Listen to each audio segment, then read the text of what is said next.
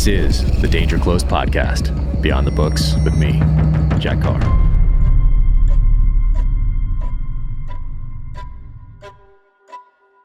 Thank you to Navy Federal Credit Union for coming on board as the presenting sponsor of the Danger Close podcast. And before I was about to jump on and do this, I reached in my pocket, pulled out my wallet, and what is that right there?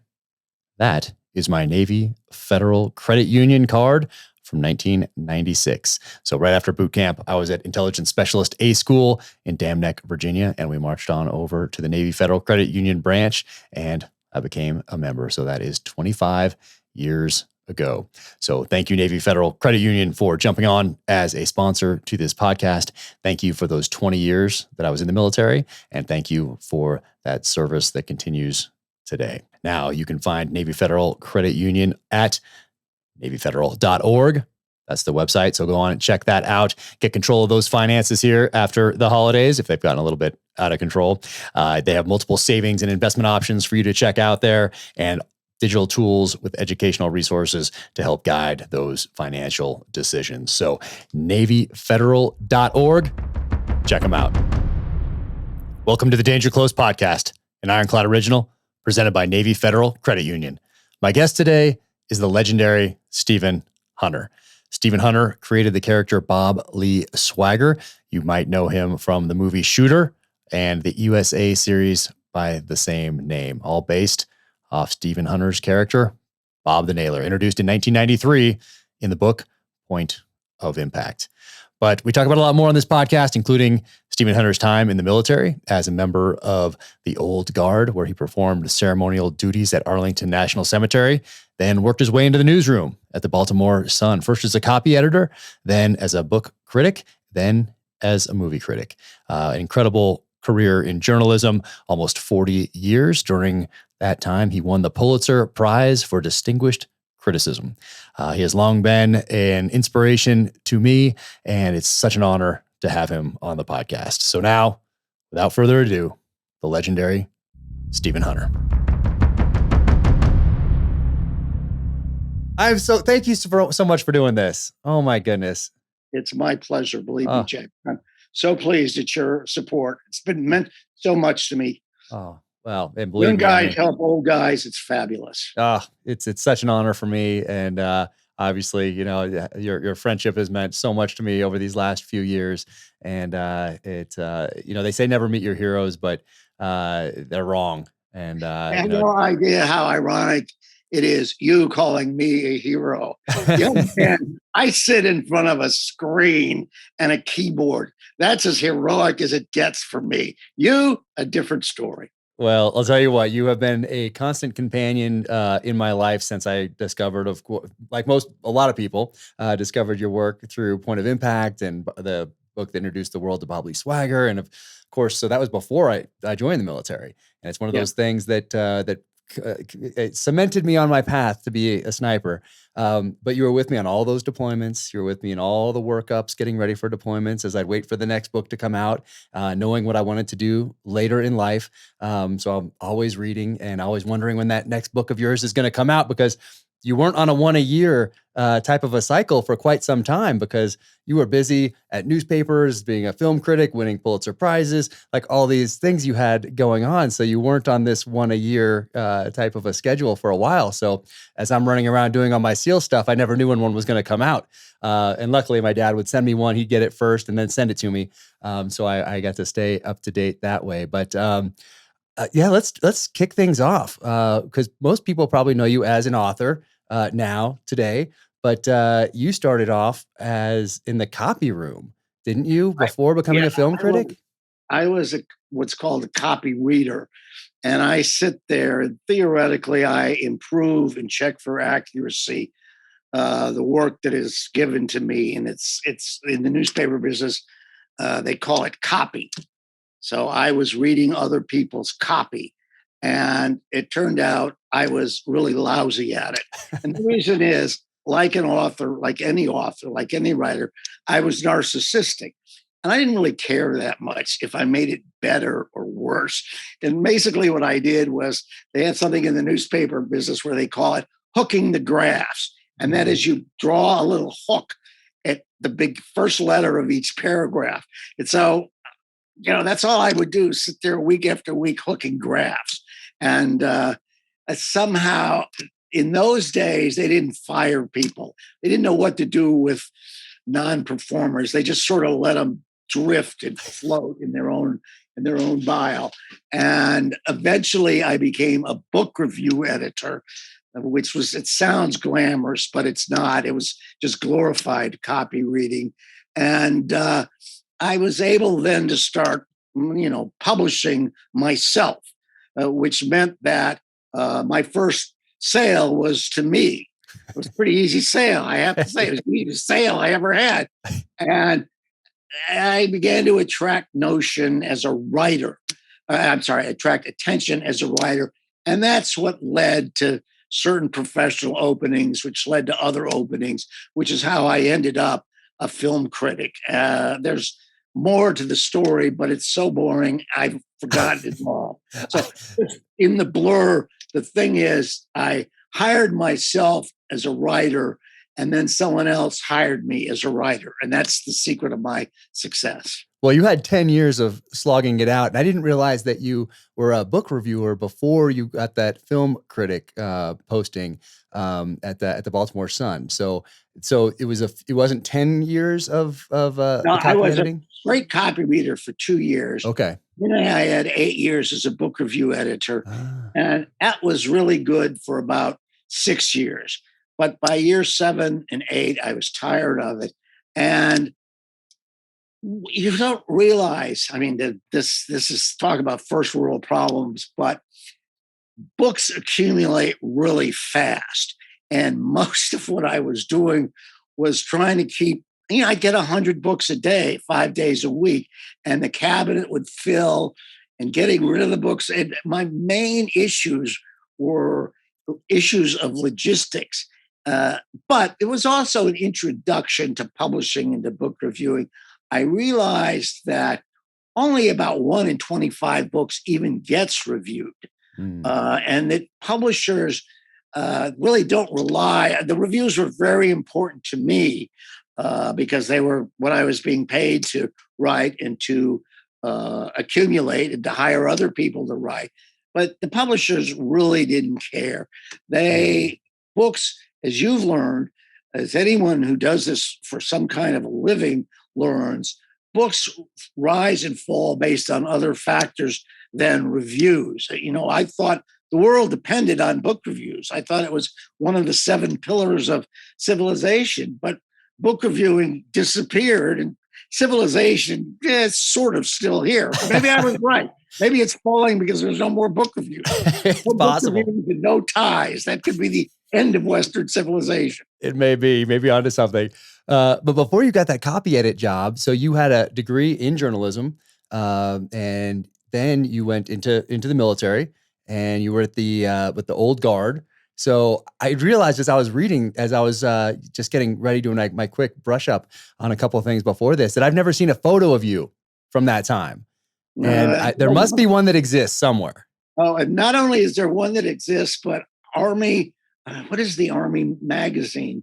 Well, this is a typical Army story. I know this wouldn't happen in the Navy, Jack. You'll guarantee me this could happen. We had to do a White House ceremony at the Old Guard. And I was brand new to the unit.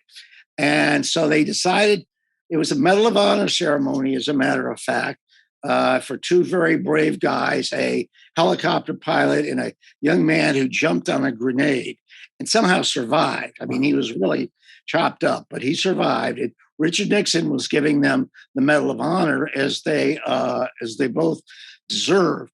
And they lined us up, but they put the new guys at the back of the formation because we were at the Oval by the White House and behind the White House, and they wanted the experienced guys up, visible to the public, and the inexperienced guys way at the rear, closer to the Lincoln Memorial or the Washington Monument. And then, of course, they marched us in backwards. So I ended up 10 feet from this ceremony, PFC Hunter holding the flag as Richard Nixon and these 2 heroes walked by. and the Army documents everything, and there were photographers there, and somehow that picture of young PFC Hunter, this is so insane, ended up in the big Army Slick magazine. It comes out once a month, and I wish I still had it. It would be so much fun to look at. But I'm tracking that thing more down. hair and less flesh. Otherwise, I was exactly the same. Well, I think I have a new mission now to track that down amongst all the other things that I have going on. I'd love to see that. It has to, a hard copy has to exist somewhere, absolutely somewhere. And so, where did you go to boot camp then? How did that? So after you already graduated from college, and now now you go to boot camp at like Fort Polk or somewhere. Where are they doing it back then? It was. I went to Fort Dix. Okay. We call it basic training. It was very basic training. It basically trained you to get up in the morning at some ungodly hour. And you couldn't say, I mean, I think I got more out of the Army than it got out of me. It does a young man good, I think, to be in a situation where nobody really cares about your feelings, and where you can't say, you know, Sarge, I just don't feel into the military today. You know, you can't do that.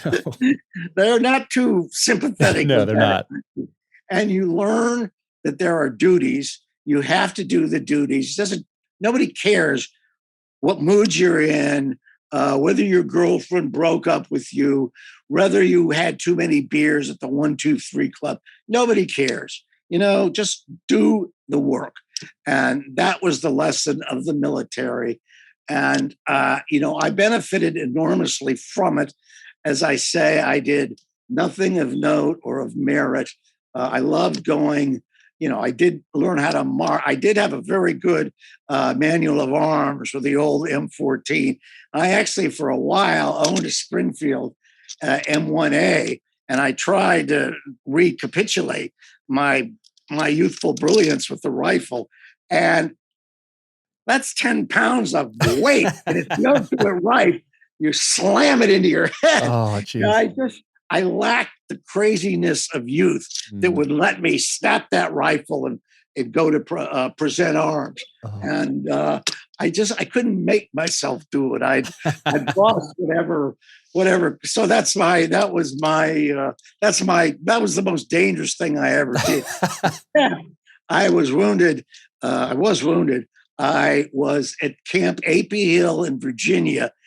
I was there taking pictures of the general's visit to the Old Guard's annual field training month. And when I was off duty, I went to the 1, 2, 3 club, had a few too many beers, and walked into barbed wire. And I fell into a patch of barbed wire, and I hooked myself through my upper lip. Oh. And I was like a fish on a dock. I literally couldn't move. And they came and clipped me out and laughed at me and gave me penicillin shots and sewed up my mouth. And so I have shed blood for my country. Yeah, that's pretty serious right there. I keep waiting for the Purple Heart to arrive, but somehow it hasn't gotten in the mail yet. I know they'll get around. I'm sure it's in the mail. Mail. So in basic training, were you guys did you have M16s at that point, or M14s or M1 Grands? I was in a cycle that was just about to be ended, and it was oriented towards European war. We were the guys who were going to go in with the tanks at the Fulda Gap when the Russians moved into Germany. Meanwhile, it was kids who were sent to where most went to Fort Polk, where they got jungle training, and they sent to Vietnam. And that's how I ended up in the Old Guard, because to send me to Vietnam, they would have to retrain me. And, you know, as you know, the military is also about cutting costs. And wherever they can cut a cost, they'll cut that cost. And they don't want to train people twice. So I ended up in the Old Guard because I was not a jungle expert. You know, I was an expert at virtually nothing, although I was a pretty good shot. And I did, you know, the M14 is a very fine rifle. And I enjoyed all the work we did with the M14. Little did I know that I would spend every morning for the next 18 months marching around a field with one on my shoulder. That wasn't my, I never thought, that was what was in store for me. But it was, it was very interesting to see the ceremonial side of the military. I did see that for many, many years in every one of my books, there was a military funeral. And the reason for that was that when I got to the Old Guard for the first 6 months, I was a pallbearer. Wow. And I had the melancholy task of escorting many fallen soldiers to their final resting place in Arlington National Cemetery. And I think I think that was the one good thing I did, because I think that the ceremony was of great help to the grief-stricken parents, and they needed to make peace with what had happened, and the ceremony gave them an image of value and valor and respect that nothing else in the process did. Mm-hmm. So I felt that actually helped people. Ultimately, I stopped doing that because they discovered I, as a quote, a writer. And I ended up in the PIO office. I was a hard-charging, throat-cutting, midnight PIO warrior. Nice. And it was public affairs. PI. What was the I for? Public Information office. Got it. I mean, it was. The only thing you can say is the military is not about doing you favors. It's about doing itself favors. They put me there because they thought what I was doing had value. It didn't to me, but it did to them. And so, I couldn't have had an easier time in the military, particularly when a lot of people were having very hard times in the military. And as a consequence of that, I can't, I can joke about and tell, I hope, funny or amusing stories about, but I would never disrespect them. And those guys were, none of them wanted to be there. None of the officers, none of the career NCOs, because they were professional soldiers, and marching pretty boys around a field didn't seem to them. But they understood that was, you got an assignment, you did the assignment, and learning that discipline and learning that commitment, even in something that feels foolish, like a parade for the retirement of a Spec 4.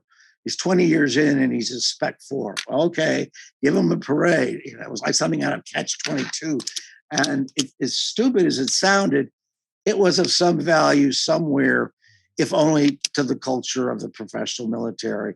And so in that sense, I served, and I have no regrets, or I have no sourness. This was also the height of the Vietnam War protests. The Old Guard had security duties, and I can remember spending a weekend with a 45 on my hip in the Treasury building, because there were thoughts of people that the demonstrators would crash the White House. And there was the White House wasn't sealed off as it is now. It was just open to the public. And there were thousands of kids there, including my wife, who was on the other side of the fence.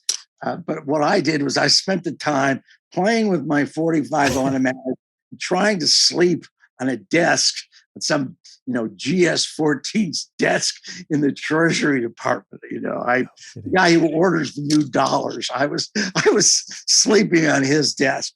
And the kids never attacked the White House, and we never had to do anything except be there. And that's all. That's also what the military gets paid. You get paid for being there.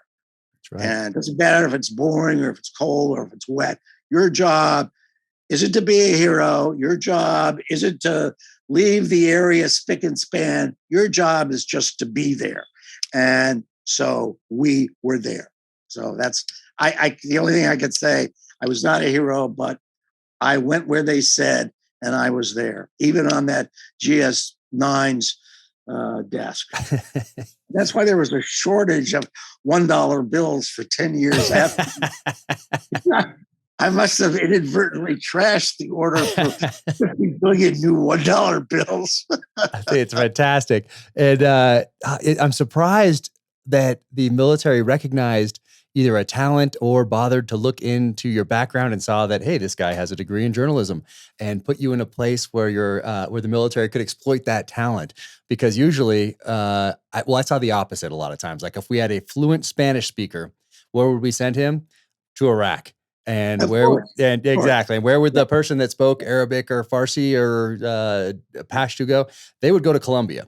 And that's just for whatever reason. I don't know how that stuff happens, but more often than not, that's what I experienced in the military. So for them to recognize that back in the early 70s and put you in a position where where your talent could be could thrive, that's surprising.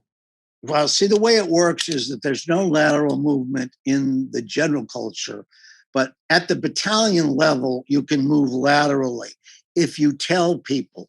And I told people who I was, what my background was, and volunteered to go to PIO. And they eventually paid attention to me and made that move. So, it was like a sideways move. And I don't know if it was for the best or for the worst. It probably was for the best. As I say, I got to see lots of really interesting things.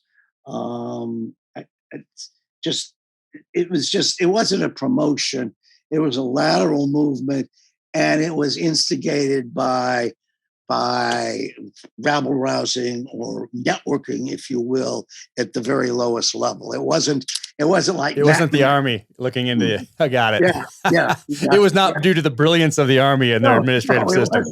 No. It was due to the squeakiness of my voice. Nice. No, I love it. I love it. And then when you guys, so you knew in boot camp that you were destined for European theater and any contingencies that might take place there? Not so much in boot camp, but in what's in the Army, it's called AIT, Advanced Individual Training. And I was in a cycle, and I was trained for the MOS of 11 Bravo, Light Weapons Infantry. And but the training was all at Fort Dix in the wintertime. So it was like the Battle of the Bulge. I mean, we were always in snowy environments. It was always cold.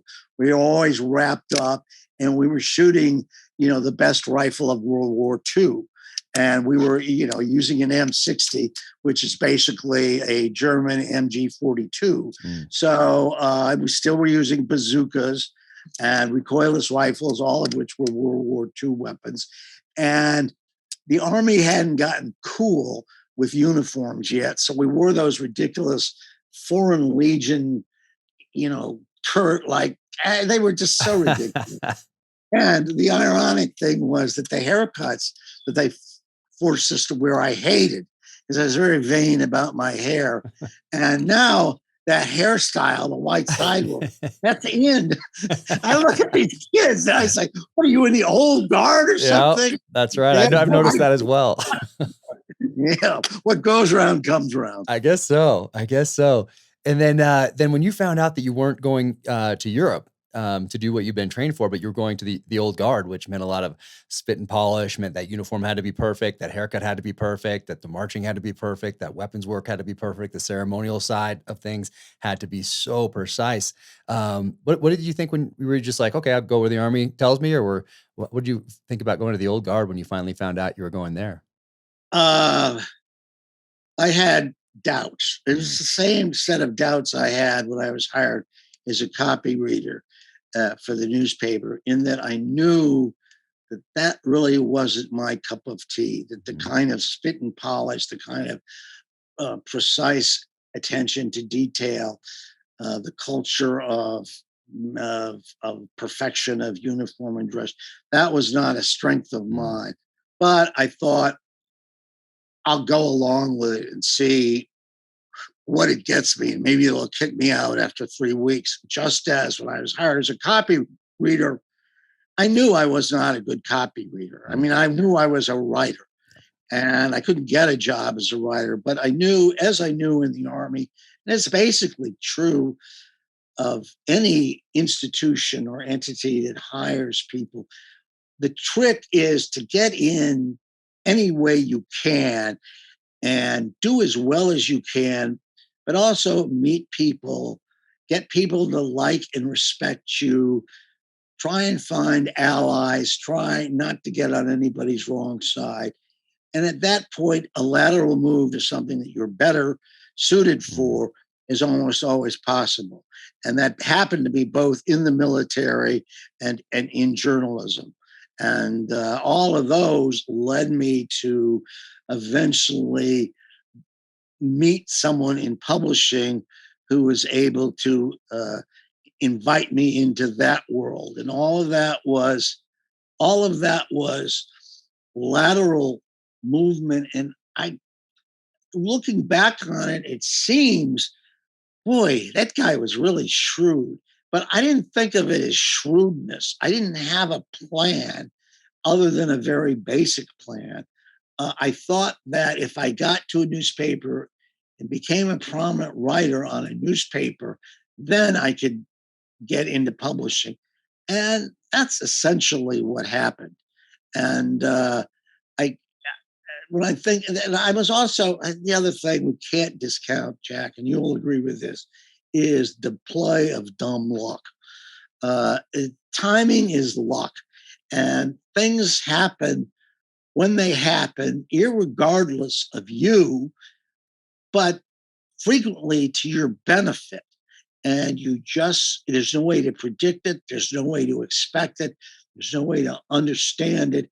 It just happens that way. And in my particular case in journalism, twice I was stymied by the internal culture of old organizations. That is, the internal culture of the Baltimore Sun and the internal culture of the Washington Post. And in both cases, had nothing to do with me, but in both cases, all of a sudden, seemingly from nowhere, there were interior revolutions that completely changed the cultures of those two newspapers. And suddenly, what was meaningless to the old guys was meaningful to the new guys. And it was not a thing that you could have anticipated. And a month before it happened, there was no indication that it might happen. I just was set up so that I got through, so the doors suddenly opened for me. I didn't even know there were doors, but they were there. And I will say also that was slightly true with the publishing, in that the woman I met was an editorial assistant, but I met her, and within a year she became an assistant editor. And by migrating those two words, the noun and the adjective, she suddenly had the right to acquire books. And she remembered me, and we'd had a very good lunch together. And she wrote me a letter, and she said, I've been with a lot of writers and a lot of editors. And I have to say, you don't have the personality of an editor. You have the personality of a writer. Do you write? Do you have anything to show me? And that's what started the whole game off. No kidding. That got me into the game. Her insight. Now, the fact that she was clinically insane later complicated matters. But when she had to be, she was, and see, it came at a time in her career. Most editors aren't looking to acquire new writers. They've got their stable, they've got the writers they know and trust and that they've worked with over the years. And to sort of to crack that circle is very tough. However, when, as was true with Maria, she suddenly had the power to acquire books, she wanted to hit the ground running. So rare as it is, she was very, very anxious to sign young writers. And again, that was nothing I could predict. It was nothing I could control. It was nothing I could, stage manage or puppeteer. It just happened because I was who I was and she was who she was, and we were where we were in our careers. But you are And also then, prepared. So that's the other well, part of the luck. When that door cracks, if you're not prepared or you haven't built ah, this so true. foundation. That's exactly the point I was about to make. Because when she said, "Do you have anything to show me?" I did. Wow. I had a book that I had been working on, and it was, 500 pages long. And she read it, and she didn't think it was good enough to publish, but she thought it was very, very, very promising. And while she was considering it, I came up with and started working on The Master Sniper. And I had learned from the first two novels I had written how not to write a novel. Okay. And I had a much better idea of how to write a novel with The Master Sniper. And that published, when dinosaurs roamed the earth in 1980. 1980. Oh my God, that was the first book I published. And I knew when I came up with that idea and I came up with that outline that it was publishable. I knew that it worked in a way the other two books hadn't worked. And I knew that if I just stayed to the structure of the story and did the research and thought hard about it, and gave it everything, that it would happen as a career occurrence, and it did. So that started the ball rolling. Oh, that's amazing. But so with these two first novels that you wrote while you were at the copy desk or while you moved into book reviews at the Sun, what happened to those two? Are they still in a drawer somewhere? Did you dust them off and morph them into something else later on? And they are in a drawer somewhere. The problem is I don't know where that drawer is. Maybe my mother threw them out. I don't know what happened to them. Maybe my first wife, threw Burn them them? out. She probably burned them. Yeah. Big, huge, flaming funeral pyre. Uh, And you know what? I'm not sure I would go back. hmm. Uh, I I'm not averse to going back, and I know a lot of people do go back, but I'm not sure I want to encounter who I was then. Ah. I'm so smugly happy with who I am now. I love it. Damn, I'm good. I I love don't it. want to. Yeah, I don't want to. I don't want to see what a chucklehead I was in those days. I'd be curious to take a look at those.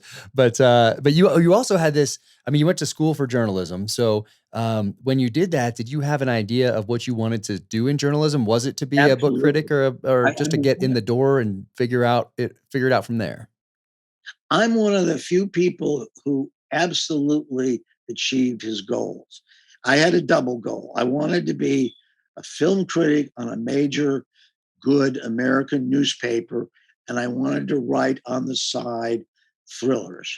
And that was a double goal that I conceived of probably the age of 12. And yes, indeed, I succeeded at achieving those goals. And I still am not sure how or why I did it. How I did it. As I say, so much of it was luck. So much of it was freaks of timing and physics. So much of it was happenstance. It it didn't feel coherent, but looked at from a long way away or looked at in retrospect, maybe it was carefully plotted out, but it certainly didn't feel like it to me. It just felt like everybody's life, which is one damn thing after another. Well, you put in the work. You put in the work, you had your goal. And feel that's similar to what I wanted to do. I wanted to be a SEAL and I wanted to write thrillers. Those are the two things, those are the two goals. Yeah. And so I focused on both those things almost exclusively.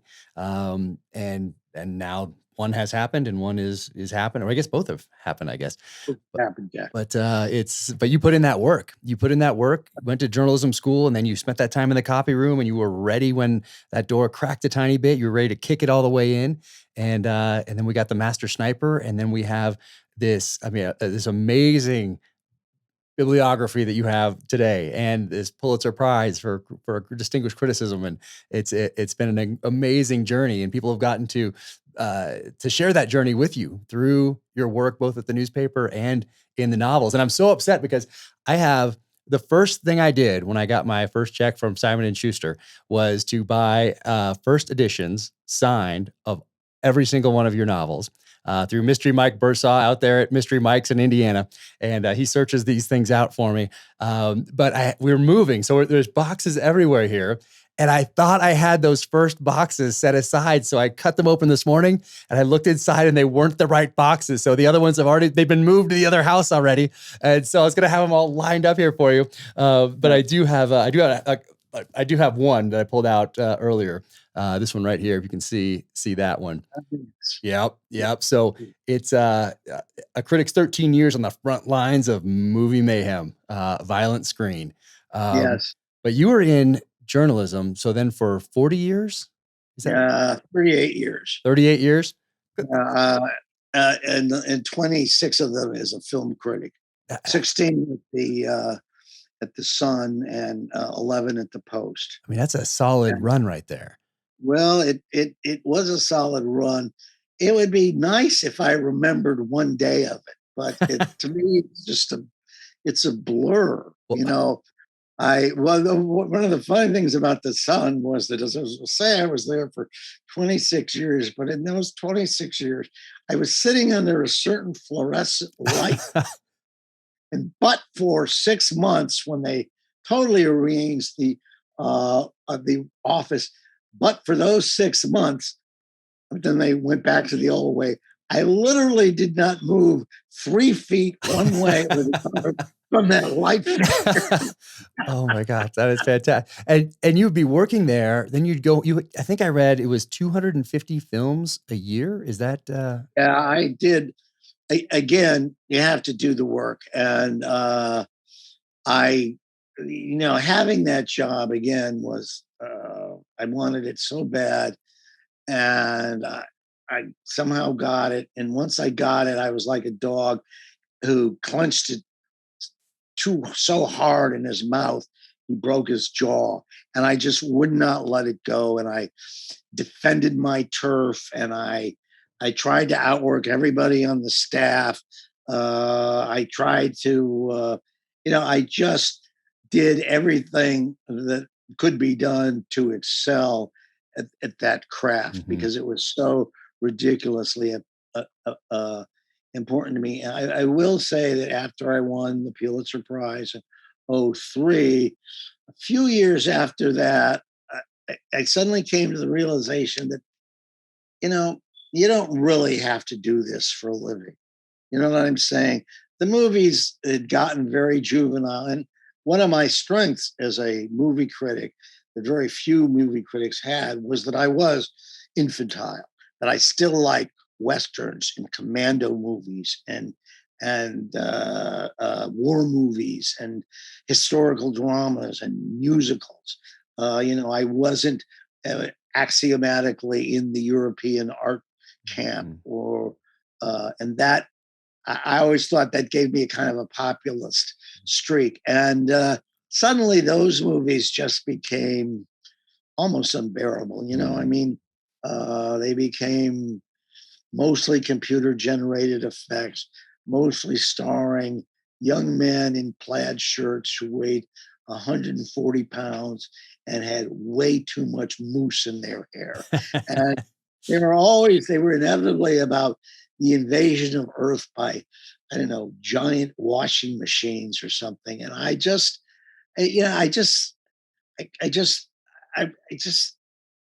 lost my taste for it. And there were like 3 or 4, maybe 4 or 5 movies a year that I really hungered to engage. But the rest of them, it had become extremely, even dispiriting, I think would be the word. And I didn't see, it was not making me happy. It was giving me no pleasure. And I didn't see it improving. And indeed it hasn't. So I don't regret that decision in the least. Yeah, no, it sounds like it was a good time to move on. Yeah. The other thing is, I was lucky to spend my life in newsrooms, and newsrooms are great places. You get to spend some time in a newsroom, you'll never forget it. They're happy, competitive, crazy, goofy, drunken places. But my newsroom my generation of people all took buyouts. And suddenly I was in a newsroom with people who were 20 or 30 years younger than me. And I, I just didn't quite, I didn't see the point. You know what I mean? I mean, it was, so when I left, it wasn't like I left the party. When I left, there was no party. The party was over. Yeah. And so it was much easier to leave under those circumstances than it might have been. Well, I mean, you had an incredible run. I mean, getting the Pulitzer Prize. And I want to ask you a little bit about the politics behind the Pulitzer in a second. But speaking of politics in general, over those 37, 38 years in journalism, there were drastic changes from early 70s There to were drastic today. changes. I migrated from standard, banal, boring left to what I would call mildly right. I, uh, you know, I was formed by the 50s. And one of the things that's happened to me, and the guns sort of brought me in this line to this position. The guns have drawn me to the right. The and sort of recovered memories of of the ideas of honor and male nobility and obligation and service and courage. Those have those are more poignant now to me than they ever were in my 20s and 30s and 40s. And I think my work has reflected that. And I was a surprisingly conservative voice on the surprisingly liberal Washington Post. But I mean, I can't, believe me, I am not complaining about this. I was very well treated by everyone on the Post. I was very well paid. I was respected, and it's not like I left the Post in a cloud of bitter anger. I left the Post happily and with fond memories, and I waved goodbye, and they waved goodbye, and it's very happy. Now that's a different Post than the Post is now. I left Donnie Graham's Post. Donnie Graham, the publisher of the great Graham family, he was a great man, or he is a great man. He had the most incredible gift for remembering names and faces I ever encountered in my life. He forgot nobody, and he was always charming and cheerful and effervescent, even when he had extremely difficult health problems. And he sold the Post finally because it got too much for him. He sold it to Steve Bezos. And I'm not, you know, please don't make me comment on the new Post and the new New York Times. No, I was Not places that have been particularly hospitable to me, yeah, nor would they today be hospitable to me, yeah. to who I am now. But that's what it is, and nothing's going to change that. Nothing I can do Yeah. will change that. Yeah, but in general, when you stepped into that first newsroom, it was most everybody, I think, thought their job was to be objective. That's exactly true, Jack. And then it That is so true. Not morphed. only that, most of them, see, when I stepped in my first newsroom in 1970, most of the men who were running the newspaper were World War II veterans. Mhm.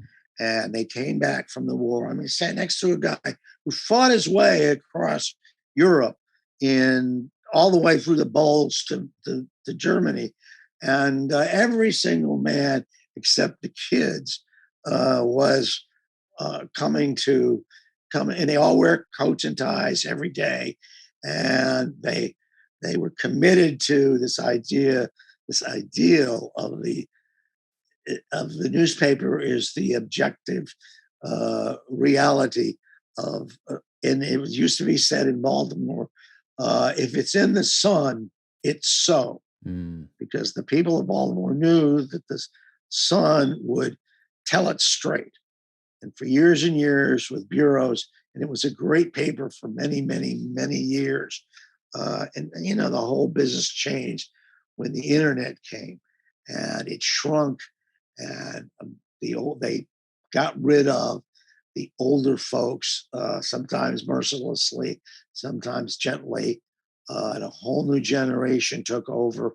They had different ideas about journalism, and that is why we are where we are, which is where we are today. Yeah, it's tough It's to. sad. I think it's sad. All old men think it's sad. Well, I'm catching up quickly then, I think. So it seems like it went from objectivity to this kind of underlying, almost a, a sabotage insurgency type of left wing just bias creeping into now activist, and to now where we're proud to actually say that we are a certain way rather than try to at least proclaim objectivity, if even if it's not true. Trump made them insane. I didn't annoy them, he made them crazy. And they threw everything out the window because they felt he was such an insult. And they felt that with a passion that, in my mind, was a little frightening. I mean, I thought it was craziness. And they couldn't accept the fact that, he was who he was. Couldn't accept the fact that his ties were too long, that he had a vulgar Queen's accent, and that he apparently has a sense of humor of a I don't know, he's got a terrible sense of humor. His jokes always fall flat, and he's very angry, and he spends way too much time tweeting angrily. But so what? That's not the presidency. The presidency is policy, and it's commitment to big goals, and it's hard work and belief in the country, and that's what he represented. And all the other stuff that he was judged on was irrelevant. And I think it's a shame. And it seems like you got the Pulitzer in the nick of time. Well, here's what I feel like. I feel like I was the last person off the Titanic at Liverpool in 1912. And when I got off the Titanic, it was a beautiful ship. It was glorious. It was glamorous. It was splendid. It spoke of the discipline and the beauty of civilization. And then, and I have no memories, that means, of it hitting the iceberg. The iceberg it hit was Trump, and it sank it. It down deep into the cold black waters. And where's Clive Cussler when we need him? Come on, Clive, raise the Titanic. Raise the Titanic, for God's sake. Yep. Yeah.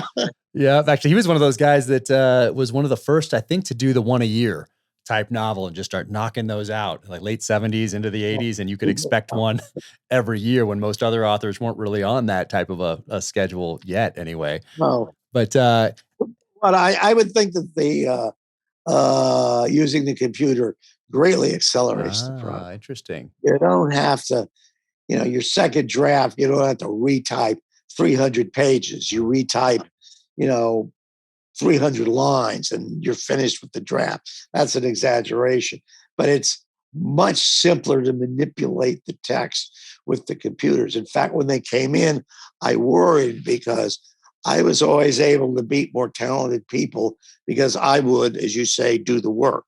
And I thought that now that the work is easier, they're gonna, that's not gonna inhibit them.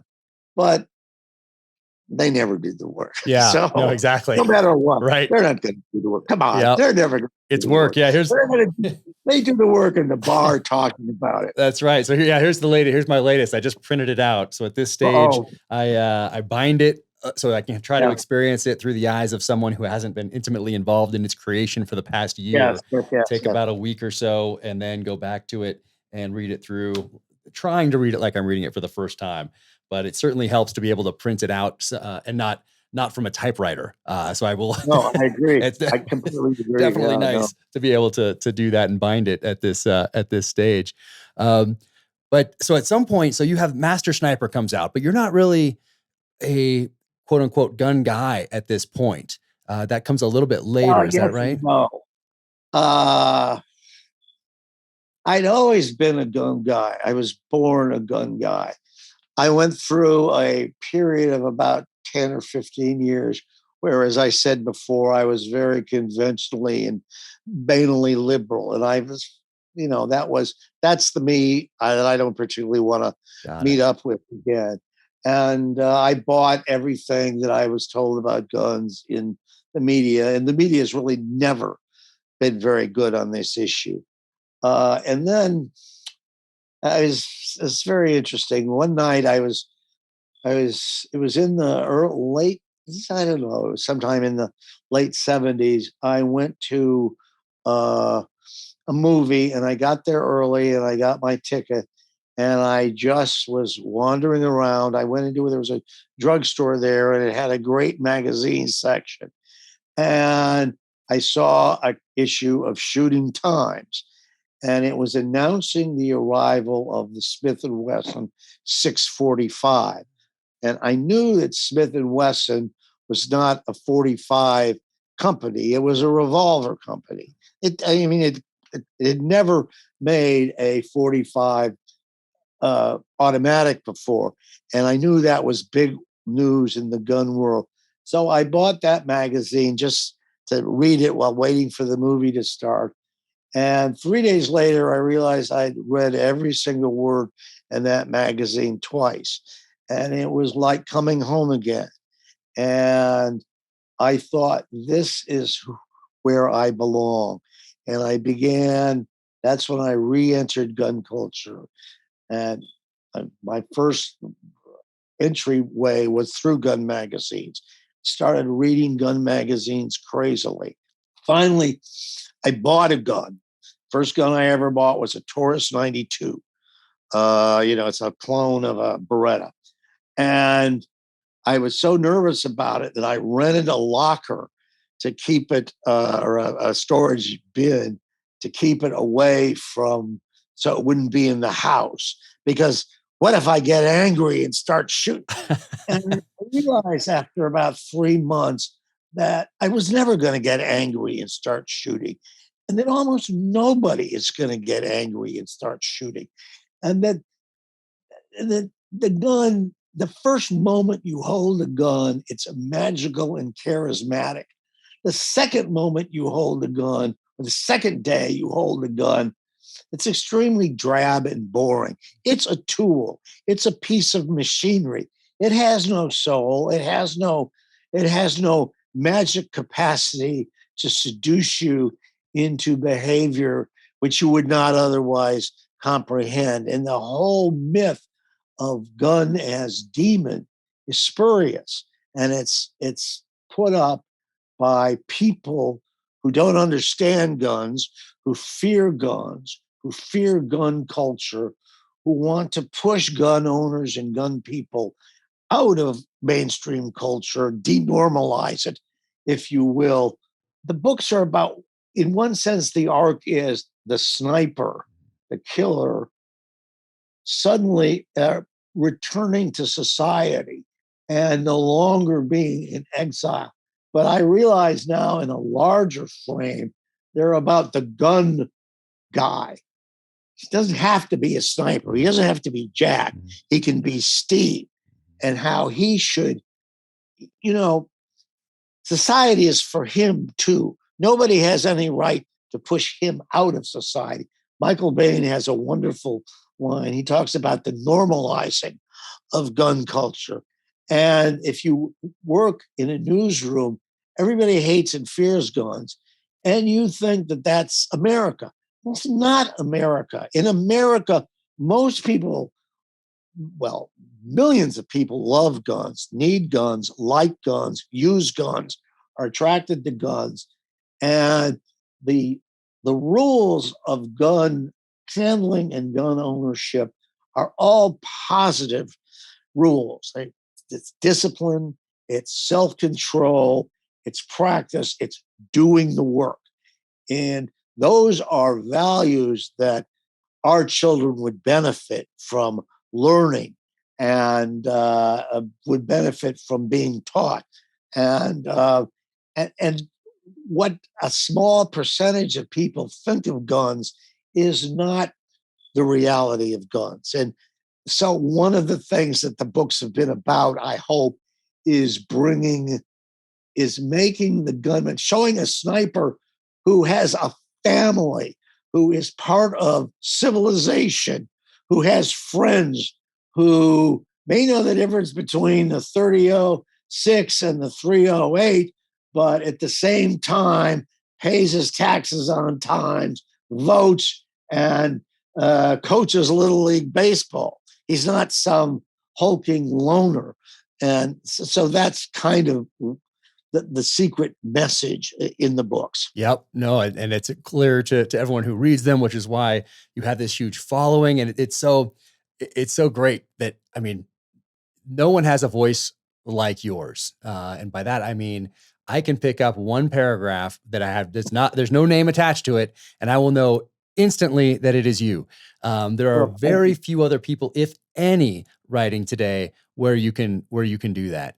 Especially if there's no character names obviously attached to it. Right, I was flipping through a gun magazine, maybe let's say almost 10 years ago, maybe. And I forget, you wrote an article. I think it was something about Hollywood and guns or something like that. But I didn't know it was you. I was just flipping through quickly the way I do with magazines that come and I'm going through. And I saw that, I started reading a little bit. And I'm like, this sounds like Stephen Hunter. And then I flipped the page back and sure enough, it was you. And there is no mistaking that voice. And that's something that you can't really say about any other author today. And that the most, the compliment that means the most to me is when someone says that you have captured the culture and the spirit of the gun that hasn't been done since Stephen Hunter. Yes. Well, isn't that? Yeah. And that means the most to me. I think Clint Smith said something like that from Thunder Ranch, and I think you got to talk to him from one of your novels. Yes, and he's a very good guy. And I ran into him at that SHOT Show where you and I ran into each other. And he's another guy with that gift for remembering faces and people. And he didn't miss a beat when I walked up to him. Hi, Steve, how are you? It was amazing. So great. Well, I know he's a huge fan of your work, and he's certainly never forgotten your encounter. He's a great guy. And at some point, did you ever dabble in screenwriting before before Bob Lee Swagger came on the scene? Yeah, I went out to Hollywood for a month and worked on a screenplay of The Day Before Midnight. Okay. My Commando novel, and it didn't really work out. It's not my time. I realized that screenwriting is a very technical kind of writing, and you've got to know its hidden rules, and it takes years to master those rules. And a lot of newspapermen saying, I'm going to write a screenplay and make $1 million, and then I'll write my serious novels. That's delusional. You're not going to write a screenplay. You're not going to get a screenplay produced until you've written 200 screenplays. You have to commit your life to the culture and the effort and the learning in order to compete in that world. And believe me, it's not easy. And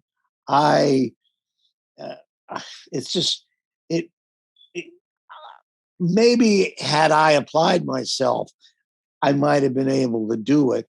But I also, frankly, I didn't like the people. And I tell one of my lines is sometimes I get asked by younger writers, what the Hollywood process is like. And my line is, just remember, you're not being paid in money. You're being paid in something much more precious. And that's funny stories to tell your friends when you get back home. In other words, you're going to meet very bizarre people and people of certitude. And, it seemed everyone in that business seems psychotic. They all seem so incredibly intense. And I just found myself uncomfortable around them. And they love the pressure. They love that's their milieu that they love, but it's not really. I wasn't terribly comfortable there, and I'm very happy. There's a famous line in "It's a Wonderful Life," and it's when James Stewart gets back to George Bailey's real life, and he reaches his hand in his pocket and he pulls out and he says, "Oh my God, Zuzu's pedals." Mm-hmm. And when I got back from Hollywood, I thought of that line. I thought I could reach in my pocket and say, "Oh my God, Zuzu's Stevie's pedals," meaning Steve was back to the life that he wanted, as opposed to the life that he thought he wanted. Right. No, I can see that because writing obviously a book is a very solitary process. There's no Yeah, one giving you advice, and yeah, I don't know how it's been with other editors and publishers, but for us now, we share the same publisher and editor, which is amazing. yes, we do. I love it. But Emily is so amazing. Emily Bessler Books, part of Simon and Schuster. But she doesn't give me direction or say, "Hey, why don't you do this in your next book or this or that." It's a very solitary thing, and it was a shock to me that hey, they've invested in you now and they're still giving you complete creative control. No one is saying take some of that gun stuff out, make it less violent. Hey, does it really, you have to say this line here, it seems a little right wing or whatever. No one says any of that or gives me any direction there, and I love that. Now switch that over to the Hollywood side, where you have 15 people in a writer's room who are now taking Yeah, your book and turning it yeah. into something that they want to put their stamp on, maybe Yeah, keeping the title, maybe not. But it's a completely different, it's collaborative, and it's changing so I went into it knowing that was the yeah, case. So that was not a surprise to me. Because I've watched so many movies over my life, read so many books, I've noticed how the adaptation has changed the novel, yeah, sometimes for better, a lot of the times for worse. But I went in there expecting that. So I didn't think that I was going to change that culture, or I was going to be yeah, able to say, no, we need to do this. But it's very interesting how it all worked out, because a lot of times me and Antoine Fuqua, who I know you know yeah. from adapting Shoot. Point of Impact into Shooter with Mark Yeah, Wahlberg. But me and him and Chris Pratt, we had to, because now we have all these different production companies, and we have Amazon, and we have these executives all the way up the chain that gets a comment and then come all the way back down. So the three of us and the showrunner, David DiGilio, we all had to like work together and try to figure out how to make a lot of politicking, a lot of strategy, a lot of tactics. It's exhausting. I mean, it is a full-time job. So this last year has been, I need a little more sleep, a little more, some exercise, maybe. I need to eat a little better in this coming year, because the last one was busy. But they're two separate animals, the screenwriting for sure, and sitting down yeah, by myself in front of that computer with no other yeah. inputs, two totally separate animals. So I can see where you're coming from. Phew. But was it your third novel that was a novelization of a film? I wanted to ask about Target and how I'm that came about. you know, I've used the word target now in 3 books.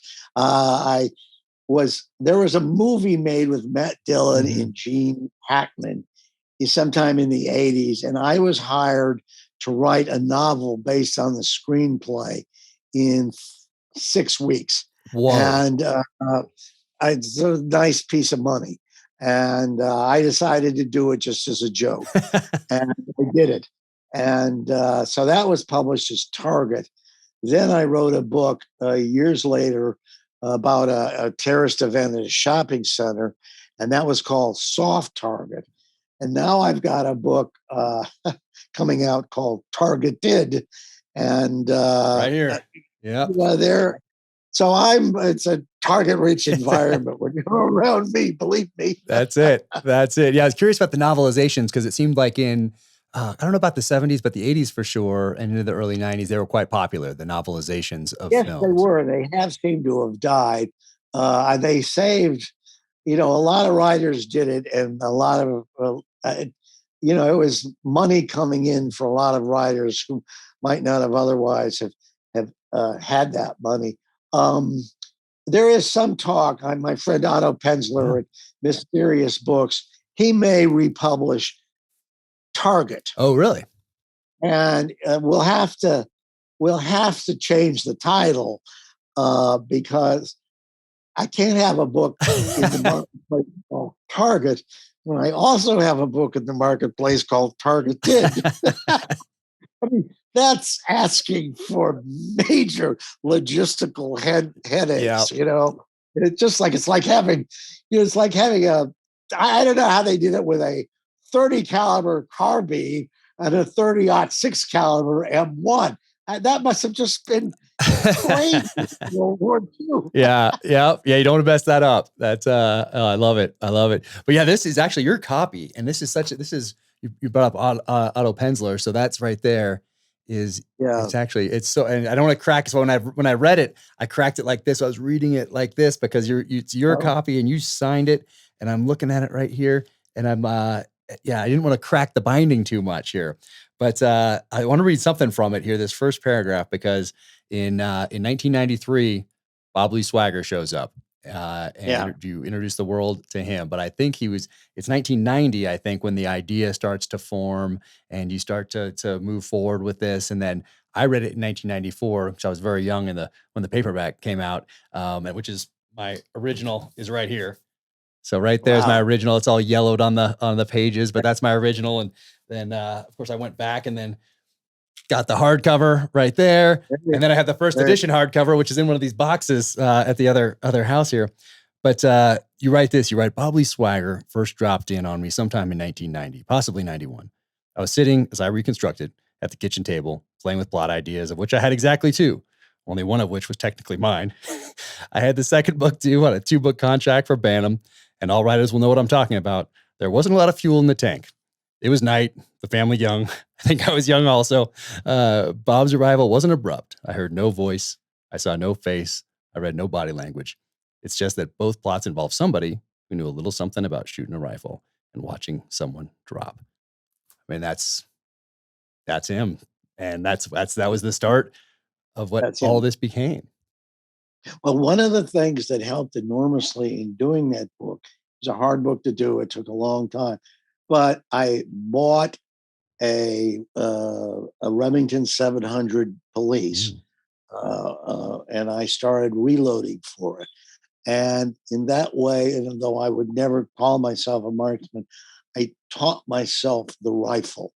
And each day or each week, there was some new discovery of what makes a rifle shoot and how hard it is to shoot. And everyone, in the movies, well, we don't need to go there. The movies, it's all phony. And particularly in those days, there was no sniper chic like there is now. And I think my enthusiasm for what I was learning at the range was helping enormously the writing of that book. And I just think there was a two-way street, or an osmosis, or some Vulcan mind meld, or something was going on that made the process turn out the way it did. And I still got that rifle, by the way. Love it. It's been through about 4 stocks. Now it's got a Macmillan camouflage stock. Nice. And I can't remember the scope I have on it. Anyway, they're great rifles, Remingtons. Yep. Oh, absolutely. And I made this right after 9/11. I was in Guam at the time, midnight in Guam, and people start banging on doors up and down the hallways, and we go down to the basement and we watch the Twin Towers fall on television. And the next day I went out and we went down to the little PX or something that we had, and they made these business cards and you could put anything on them. And so I put this on. I'm not sure if any of you can see that one, but I know I've shown this to you before. There you go. And so this right here, this was our platoon symbol. We had the knight right there, Delta Platoon, and it says, "We deal in lead, friend," from Magnificent Seven, of course, said by Steve McQueen, and SEAL Team 5, Delta Platoon, Scout Snipers. And so I made these, and that came directly from this book.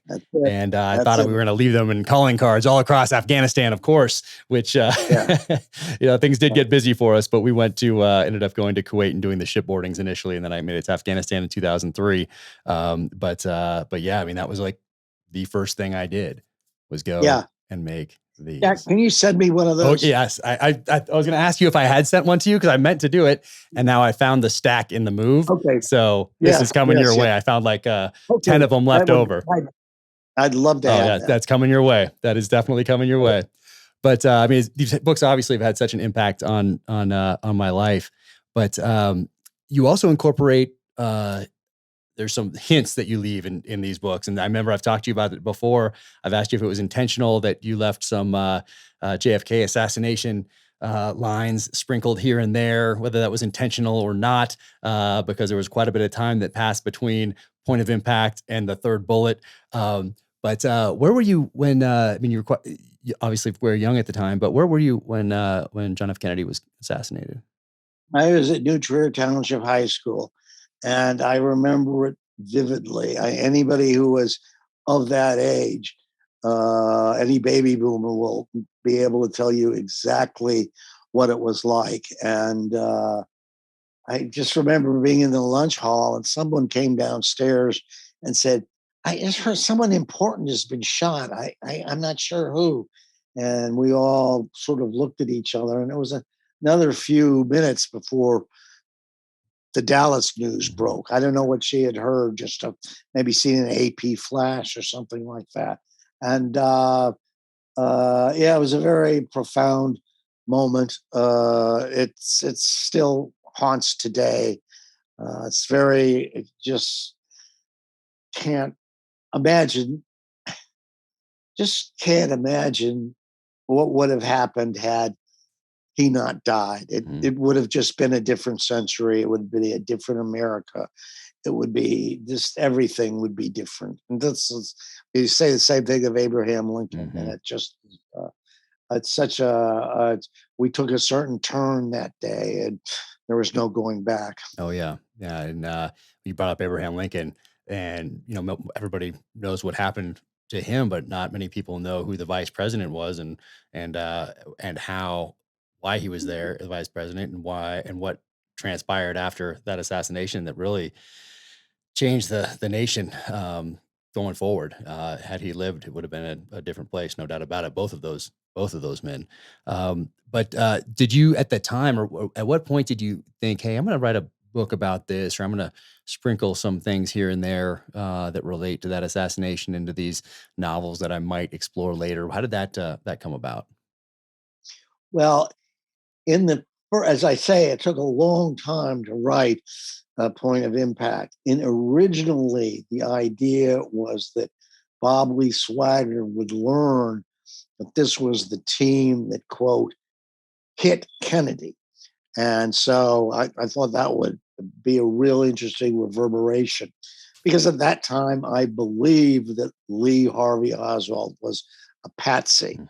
And about halfway through the writing of it, Alec Posner published a book on the assassination, and he proved, to my mind, conclusively that Lee Harvey Oswald was acting alone and that most assassination theories were nonsense. So I went back and took out all the JFK stuff out of it. However, as you know, and one of the reasons why I could never be a sniper is because I'm not good at details. I missed about 10 of them. So years later, it's funny, I'm sitting in this room and my friend Gary is right over there. Hey Gary, how you doing? we were drinking wine one night, and I said, I had some ideas on the Kennedy assassination at that point, and I said just off the top of my head, it'd be interesting if Bob Lee Swagger took on the Kennedy assassination. And 1 second later, I knew that would be my next book. Sometimes it happens that fast.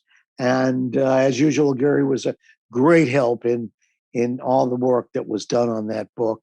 And as I say, when I went through, actually, I didn't. I hired a friend of mine, professional research, to go through and very carefully read Point of Impact. And he found all these allusions to the Kennedy assassinations that I had missed. And I was able to build on them as if it was a plan instead of an accident. And you see, that's when I talk about what a large role serendipity plays in this. If I was more meticulous and organized, I'd probably know where my socks keep going. But I never would have written the third bullet.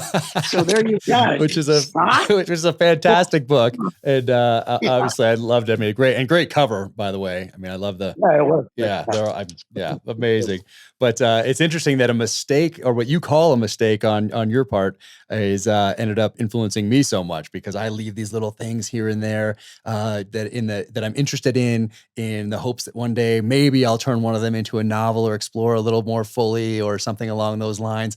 And it's funny to know that I do that, which I love doing, because of because you didn't get them all the way out of there like you meant to, which I absolutely love.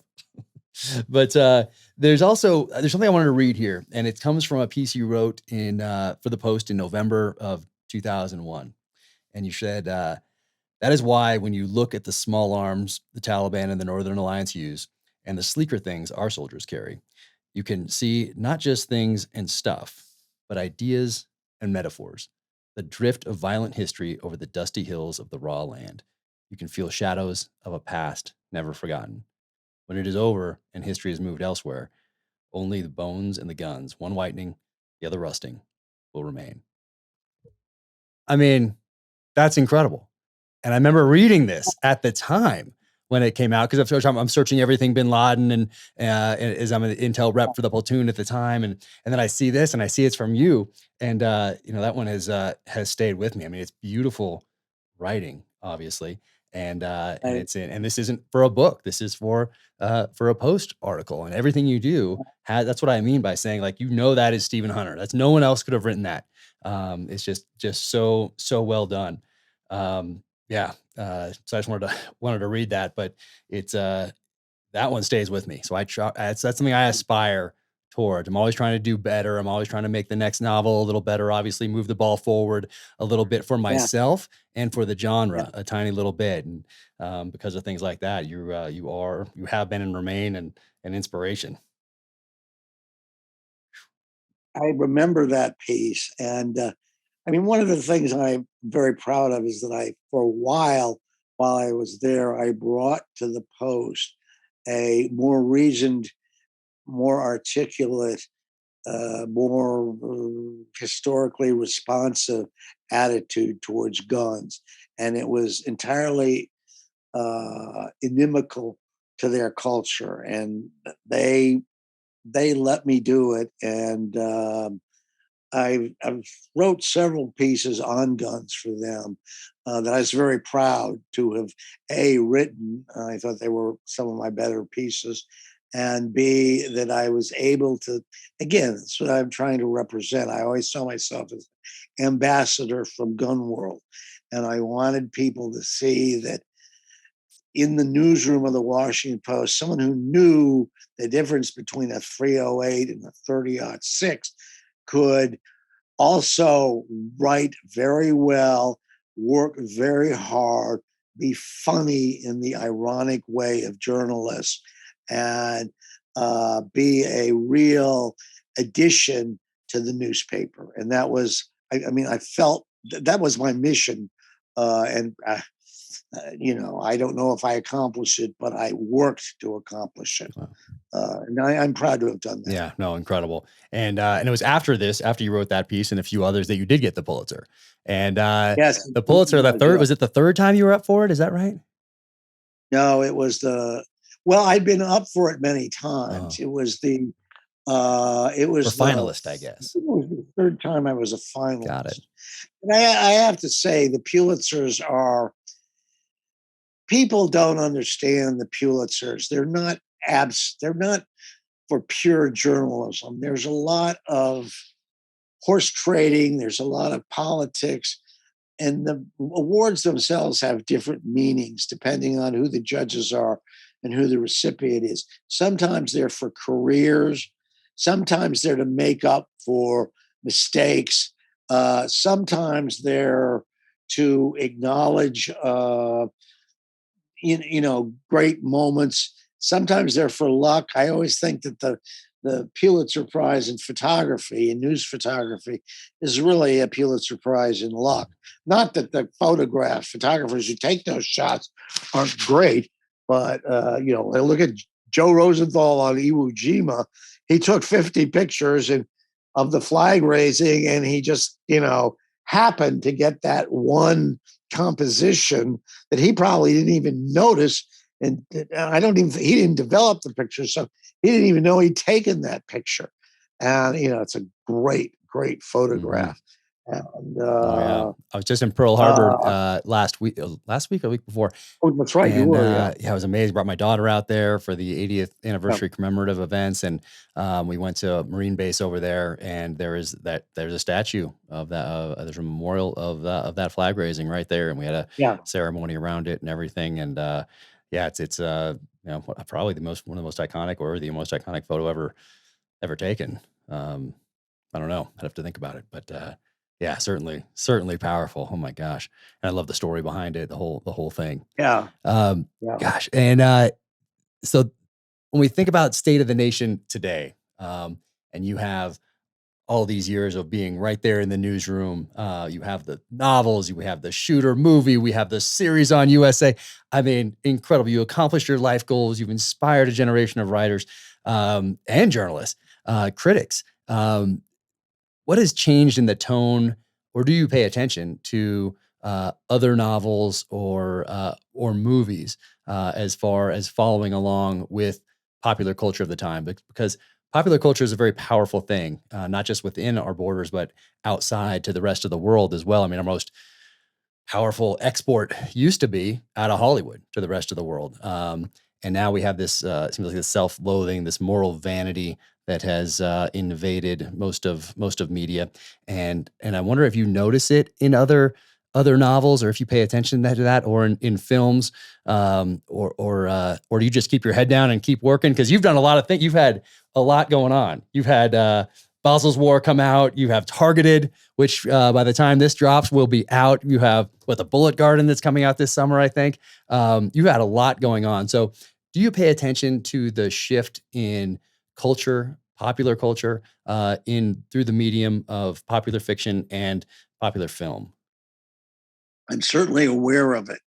Um, I actually try and shield myself from it in the sense that I prefer, as I mentioned earlier, the 50s. And that's always, those are, as I say, those are the old red gods that I still worship. And uh, I kind of think that, to put it crassly, that's a good career move. Mm.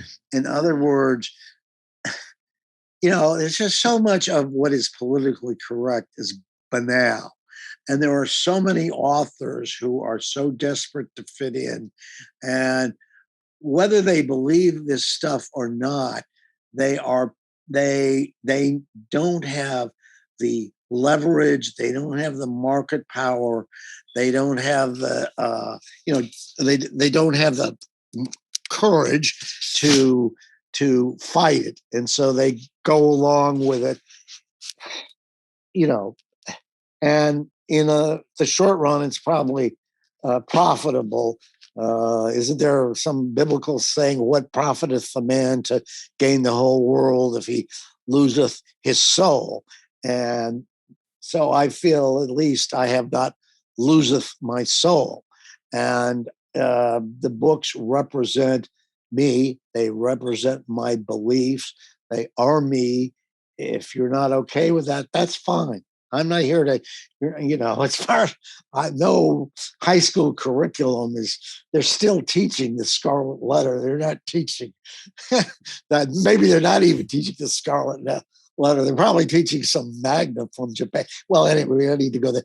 Anyway, what I'm just trying to say is that I am aware of what's going on. It does disturb me. It has to. How could I have written the books that I have and have it not disturb me? Uh, and my part of the fight is to do what I do as well as I can do it for as long as I can do it.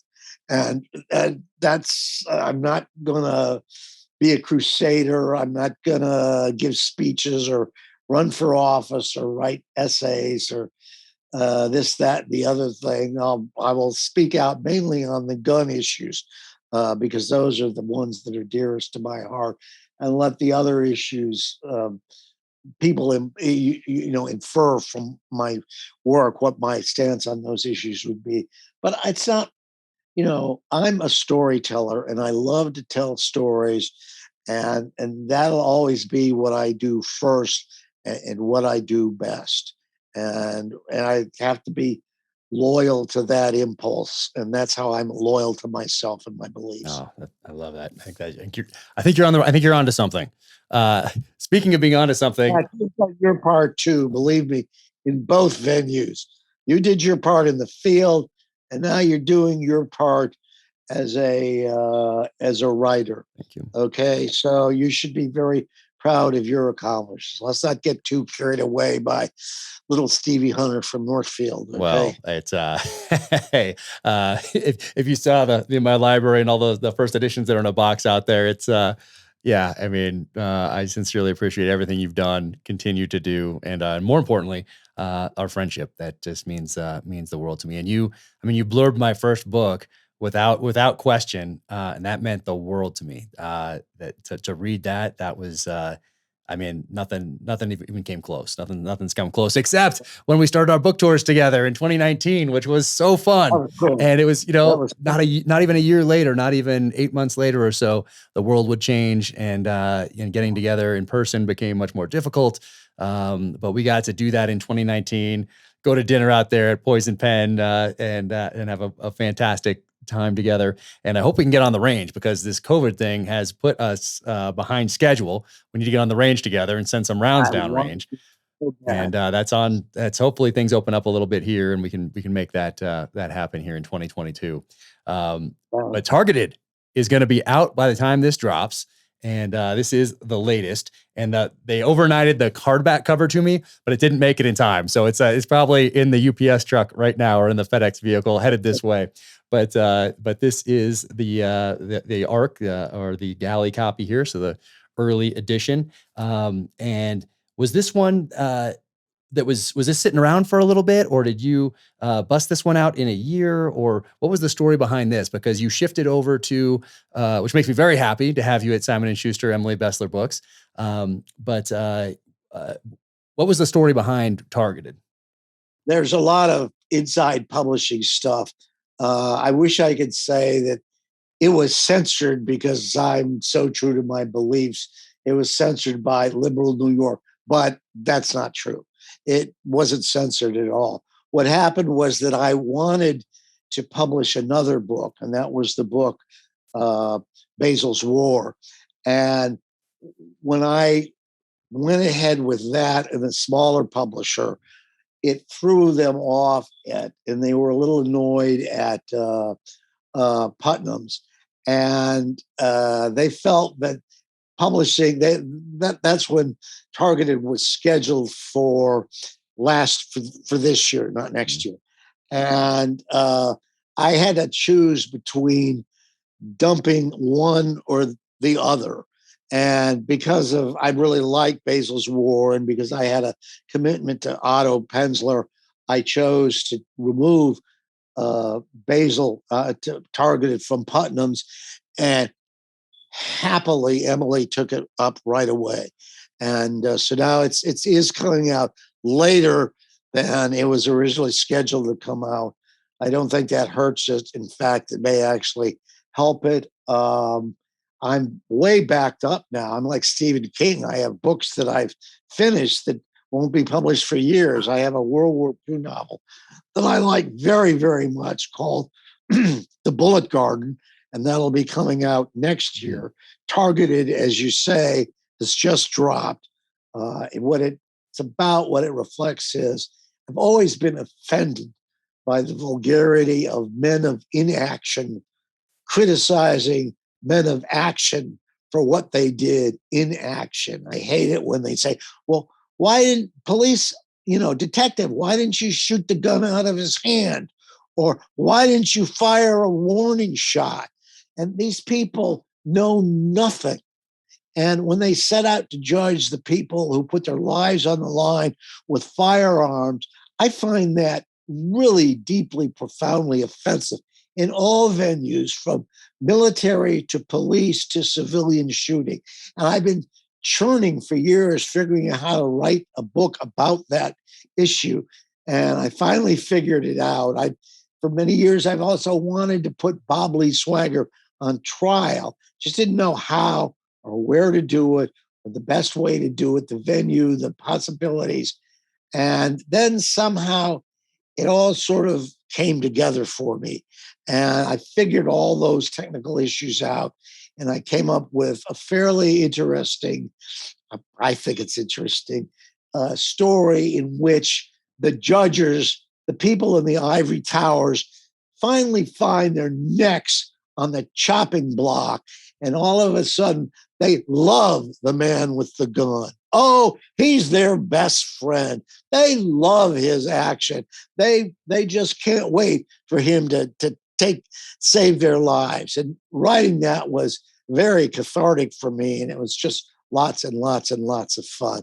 And as you will notice, or have noticed, there's a lot of, it's in some sense, it's a satire. I think, among other things, it's pretty damn funny. And I have some exaggerated portraits of some well-known politicians in there that I think people will enjoy. We'll see. I don't know. I did a book this political before, and that was Soft Target, Target books. There you go. Yep. So, yeah. Somewhere. Dead zeros over here. There's Soft Target right here. Boom. Yep. Bam. There it is. I did that. Yeah. And that's also a satire. There's so much gun smoke in my books that people don't notice the satire. Oh no, it's noticeable in this one for sure. And Bob Lee Swagger has gotten a little more humorous over his time. He has, yes. Well, people do change. Yep. They're not as they were. I did. Gary didn't, but I did. No, it's fantastic, and I did notice the similarities between some politicians and some people who might be actually out there in walking the halls of Congress right now. But yeah, no, this is fantastic. I'm so glad that you wrote this. Absolutely love everything that you do, obviously. So hope everybody picks this up. Did you talk to my wife, Jack? I didn't even need to. So my hope is that people pick this up and say, oh man, I want to go back to the beginning, and then boom, start at the beginning and then work their way through. Because if people haven't discovered you yet, then they have a great 2022 ahead of them, because there's a lot out there to explore. And if they hit this, they can go back to the beginning and then move forward from there and have a wonderful year reading, putting down the digital distractions, which is so important these days, because we're all those inputs coming in right through that phone definitely do not do us that much good as individuals or as a nation. So sit down with this. You'll have an amazing time. And then I had a personal question, because I don't have a 38 Super in my collection yet. And it's been on my list for years, and I learned about it through you a long time ago. And Earl Swagger, of course, uses it in Havana, and Bob Lee Swagger uses it. And do I want because I think it's 1954 where Earl has it on his hip. But do I want one pre-war years, or do I want one just after World War II? What do you want to pick up? The pre-war year guns are beautiful.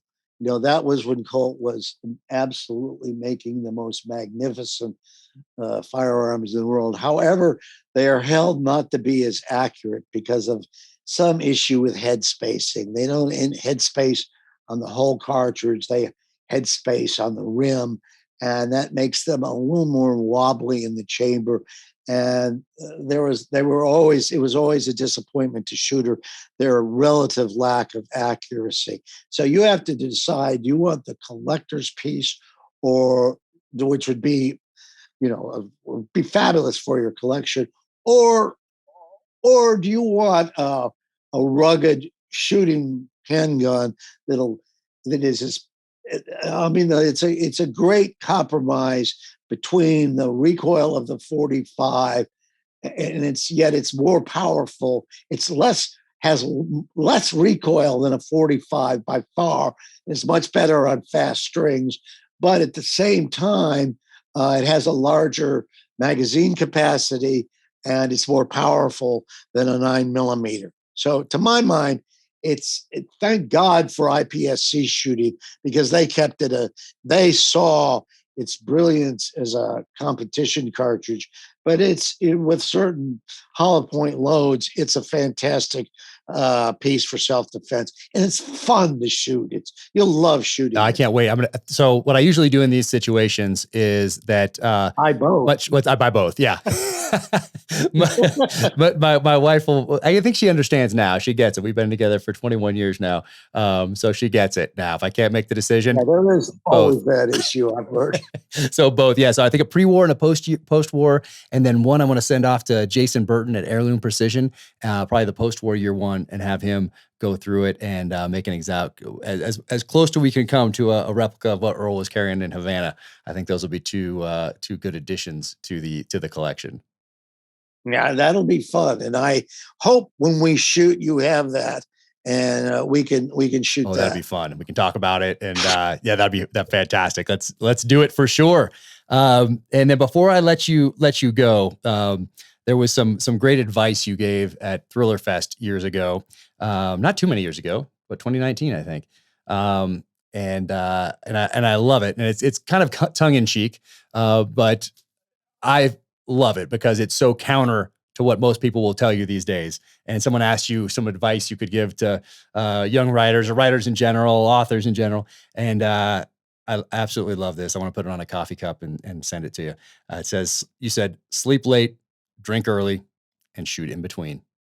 I love it. And you said that, and shoot in between in New York to an audience of people that may use weapons in their novels every now and again, but certainly aren't intimately attached to them or know them very well. Quite possibly don't even own any at all.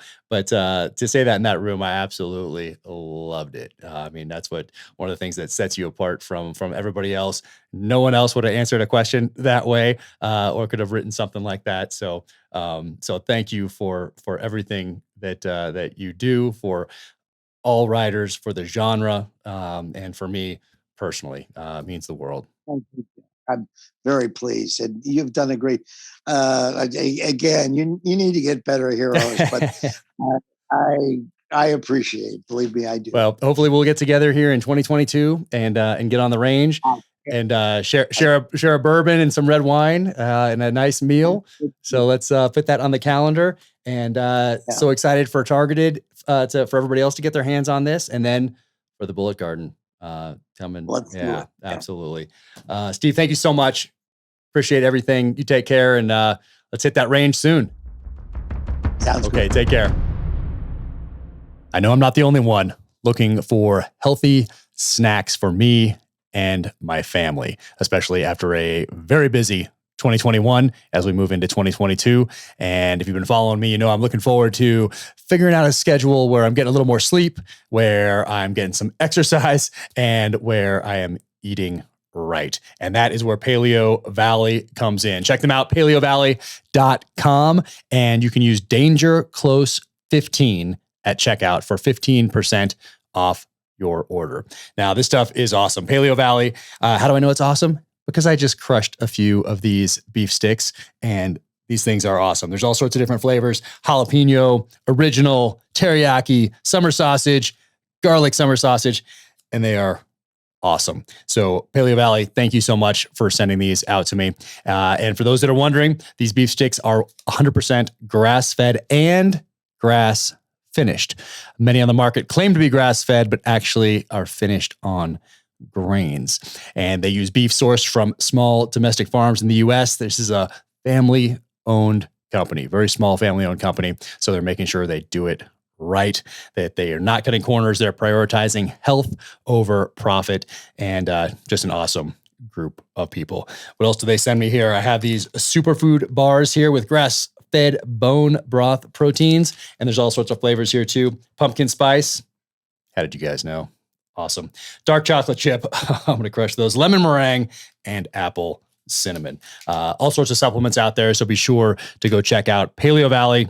paleyvalley.com. Enter code DANGERCLOSE15 for that 15% off your order. Once again, it's 100% grass-fed beef with higher levels of omega-3 fatty acids, vitamins and minerals, and bioavailable protein. So thank you so much. I am fired up to move into 2022 here, and this will be a part of my journey. And look at this one right here, organic super greens. Oh yeah, I am all over that. So check them out, paleyvalley.com, DangerClose15 at checkout for 15% off that order. Welcome to the gear highlight portion of the Danger Close podcast.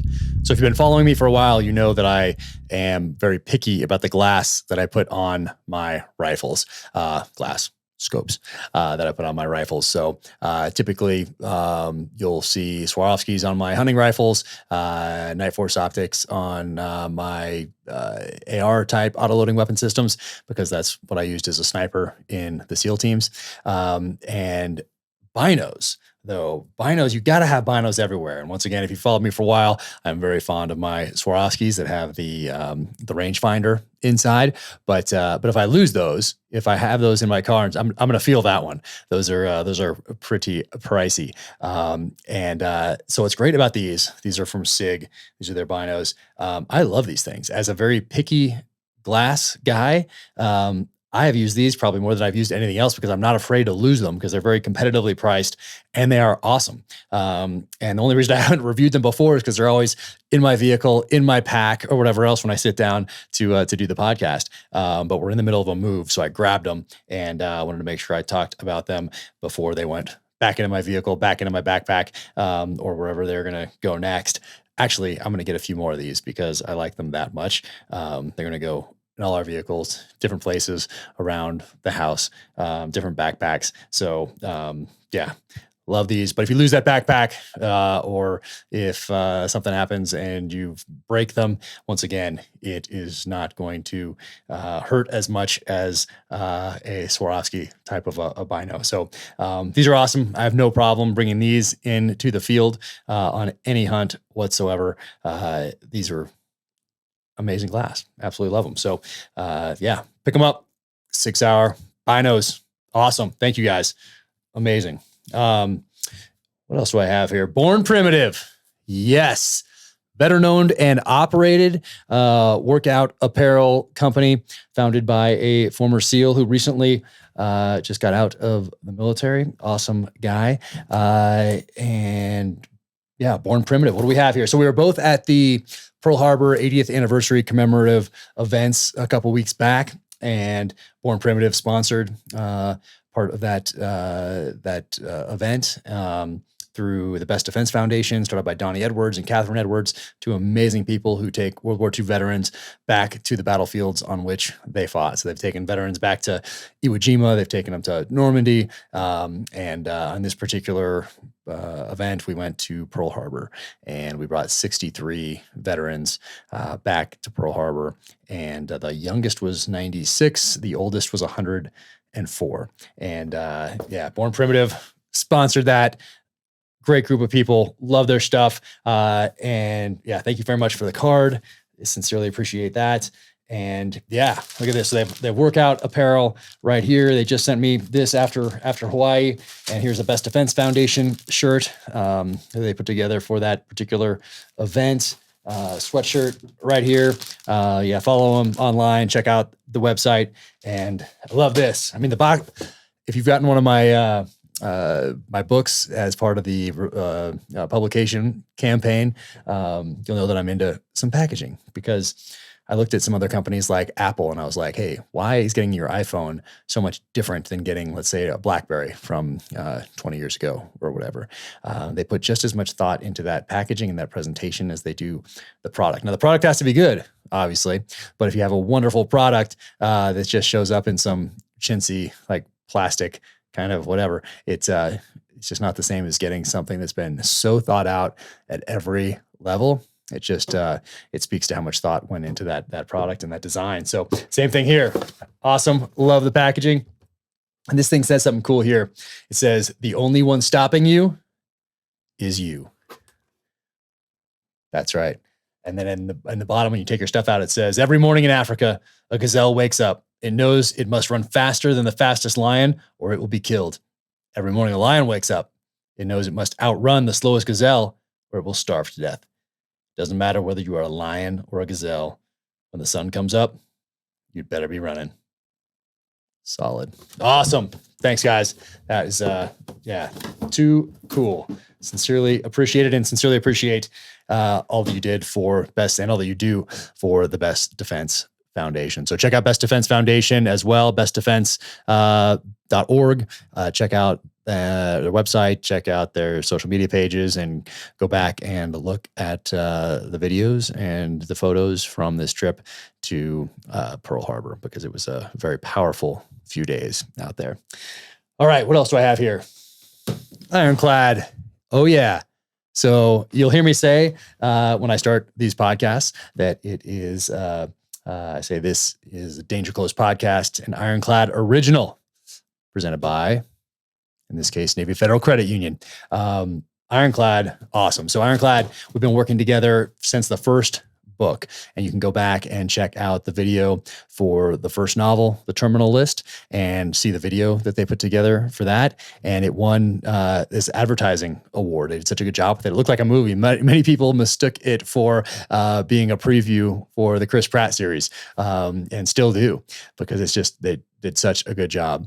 And I want to do a podcast for a while because I figured this is a medium with which to communicate with people that wasn't available to authors 30 years ago, 40 years ago, obviously 20 years ago even. But it is a way to have discussions that are much better suited for long form conversation than they are for tweeting or Instagram or anything like that. So that was really why I wanted to do this, because I was getting a lot of questions on Instagram and on Twitter, and questions that just didn't lend themselves to a one sentence answer. And for whatever reason, social media does not seem to be the place where you're going to change anyone's mind or you're going to have a thoughtful, respectful discussion. It lends itself to exactly the opposite. But on a podcast, you can dive into a lot of these issues and you can explain, and then you can go back and say, oh no, what I meant to say was this. Does that make sense in a conversation? So I wanted to do it for a long time, but once again, just like with a sniper weapon system, it is important to know your capabilities and your limitations. Both of those are very important with anything in life. So I want to do a podcast, and I figured it would just be this an extra thing that I did on the side, just for people that were interested. I have conversations with amazing people all the time. Let's just record some of those and put them out there. So I got a bunch of recording equipment, and I recorded a few, and that was the end of my capabilities. So I found my limitation, which was, now what? I got it on a card. I got it on a video. And so those didn't make it out until I went to the professionals. That's right. Ironclad, awesome. Ironclad Media. Once again, they've been on board from the very beginning. Awesome group of people. And they produce this podcast. So they know how to get it out there and put it on these different platforms, which I do not. And they make it look professional. They get the right cameras. They have the audio. They can do all these things. Just such a great group. So this would not exist in its present form without them. It probably wouldn't exist at all without them. And so thank you, Ironclad. And thank you for sending this. Just got it last night. So look at this. And you guys know me well. Look at this. Ironclad branded whiskey. Solid. Love it. And then this one right here. This is George Washington's Straight Rye Whiskey. Look at that. Can you see that? Awesome. So thank you guys for sending this. Thank you so much for all that you do for the podcast, for book trailers, for me and my family personally, and for being such a great partner along in this journey. So sincerely appreciated. And to everybody else, hey, I think this is dropping now in 2022. Time to get after it. Thank you for tuning in to the Danger Close podcast, an Ironclad original presented by Navy Federal Credit Union. If you just listen to that whole podcast, you are probably not surprised to learn that Stephen Hunter is not on social media. So pick up his book, Targeted. If you haven't read his books before, then read this one. Then go back to the beginning with the Bob Lee Swagger series, starting with Point of Impact, and go back even further and for sure get The Master Sniper, Tapestry of Spies, Day Before Midnight. Check out all of Stephen Hunter's work. It's absolutely incredible. You can find me at Jack Carr USA on the social channels. You can go to officialjackcarr.com. That's the website. You can link to gear at Jack Carr USA and check out the merch. And you can pre-order my next novel, In the Blood, which is coming on May 31st of 2022. If you liked what you heard on this podcast, be sure and leave a 5-star rating and review wherever you get your podcasts. Thank you so much for tuning in. Take care. Stay safe. Keep fighting.